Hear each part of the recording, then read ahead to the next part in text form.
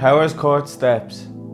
The Powerscourt steps have been around since time began. The year was 1000 BL, 1000 years before the Lewis.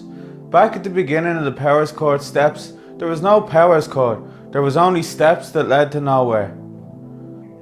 Over the last few centuries, the students of the nearby club Lost Society used to sit on the Powerscourt steps for hours after the nightclub ended.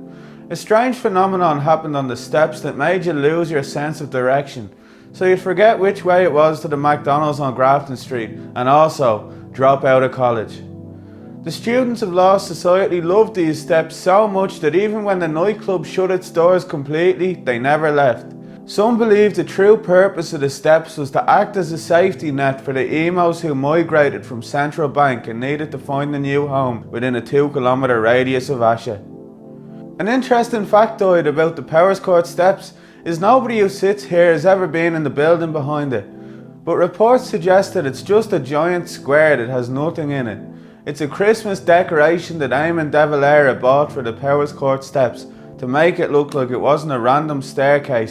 Unfortunately, the recession hit and they stopped making trucks big enough to carry Eamon de Valera's Christmas load. So now, giant empty building stays. The media hate the Powerscourt steps.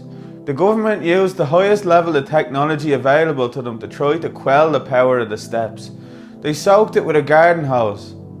All this did was make people stand on the steps until the steps were dry, at which point they sat down on the steps again. During the pandemic, South William Street got overrun by people who flocked to pay tribute to the steps. The newspapers tried to paint out that it was full of young people looking for a party, when really it was full of drunken philosophers who sought comfort in the stoicism of the steps.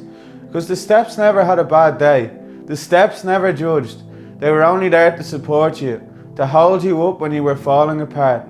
And you were, you mess. The steps shouldered the entire burden of carrying the weight of the world on their staircase. Namaste.